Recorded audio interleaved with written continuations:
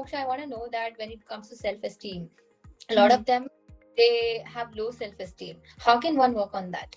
So self-esteem, you can definitely start with first off, why do you have low self-esteem? Like, is it some type of failure that you encountered? Is it because you think others are doing better than you? You need to find the root of why you have low self-esteem. So let's say it's because I encountered a failure. So if that's the reason, then I would completely forget that and I would work on the next best thing I can do. Now, if it was someone thinking, or it was me thinking that someone else is doing better than me, I would perhaps literally search on YouTube and be like, how to stop comparing myself with others and watch a video on that. Because once you eliminate the root of why you believe you have low self-esteem, not automatically, but it slowly and gradually goes away. And like you mentioned, your circle does play a really big role. So I also heard this quote. I'm really into quotes, so I'm gonna say a few quotes here and there. I would But love I to hear. heard this quote.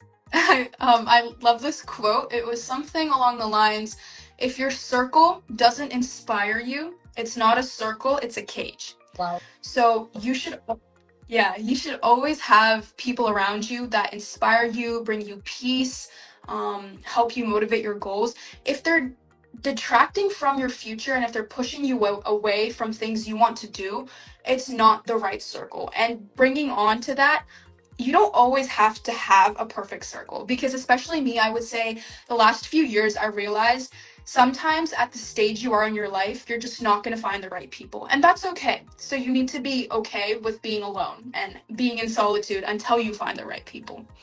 So how would you say self-esteem can correlate with self-confidence?